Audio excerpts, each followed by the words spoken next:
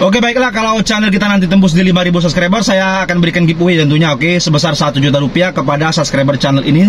Dan teman-teman juga yang bermasalah sama pinjaman online, jadi yang baru melihat channel ini, silakan teman-teman subscribe dulu dan like-nya. Siapa tahu ini menjadi manfaat dan berkah juga untuk kita bersama-sama. Amin amin ya rabbal alamin. Oke, baiklah, langsung kita kembali ke bahasan. Ini ada pertanyaan dari teman kita jawab, semoga saja ini bisa membantu. Oke, dia bertanya seperti ini. Bang, katanya pinjol-pinjol ini bisa lunas dengan sendirinya. Apakah benar sih Bang, pinjol kita bisa lunas? Karena saya ada 5 pinjol, semuanya resmi OJK. Kalau seandainya benar, saya tidak akan bayar lagi Bang. Bagaimana sih menurut Abang? Ini sebenarnya berita-berita seperti ini dari dulu juga sudah banyak kita lihat, oke. Pinjol lunas dengan sendirinya. Pinjol kalau seandainya sudah 90 hari lewat jatuh tempo, semuanya lunas, oke. Itu sebenarnya OJK sudah mengatakan tidak ada yang bisa melunaskan pinjaman online, oke. Itu berita hoax semuanya.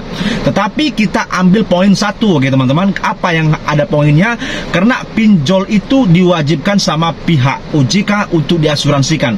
Berarti pinjol-pinjol harus dinaungi sama asuransi juga. Kalau terjadi banyak gagal bayar ataupun misalkan ada nasabah yang meninggal dunia atau seperti apapun itu, oke, semua pinjol bisa dikatakan lunas, oke. Kita sudah tahu semuanya. Yang seandainya ada nasabah yang meninggal dunia, itu tidak bisa ditagih ke ahli warisnya. Berarti pinjol otomatis lunas. Nah, yang jadi yang saya ingin jelaskan di sini, oke, semua manusia tidak ada yang abadi. Kenapa saya katakan semua manusia pasti akan meninggal semuanya, oke. Dari zaman Nabi Adam sampai sekarang, semua manusia pasti akan meninggal. Jadi tentunya pinjol itu digarisbawahi, diasuransikan. Misalkan umur Anda sampai 100 tahun ataupun 150 tahun atau bahkan sampai 200 tahun, berarti Anda meninggal di umur segitu, pinjol Anda lunas.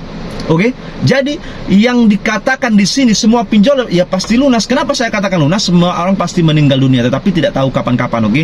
Jadi intinya resiko pinjaman online itu tidak ada. Yang pertama adalah slik OJK dan BI checking saja yang bermasalah. Itu kalau Anda kuat, kalau Anda tidak mempersalahkan masalah slik OJK atau BI checking kalian, berarti Anda terbebaskan dengan yang namanya hutang pinjaman online, oke. Itu saja. Karena yang namanya hutang piutang itu ranahnya perdata, tidak pernah masuk ke pidana. Resiko di penjara, resiko diambil aset Anda di rumah, itu tidak bisa. Jadi teman-teman yang mengatakan bisa lunas, ya bisa, oke. Anda pasti akan meninggal kapanpun dan dimanapun, pasti ada meninggal. Mau 50 tahun lagi ataupun 100 tahun lagi, Anda pasti meninggal. Ataupun 200 tahun lagi, Anda sudah pasti akan meninggal. Berarti pinjol Anda dilunaskan sama yang namanya asuransi. Begitu kan ceritanya.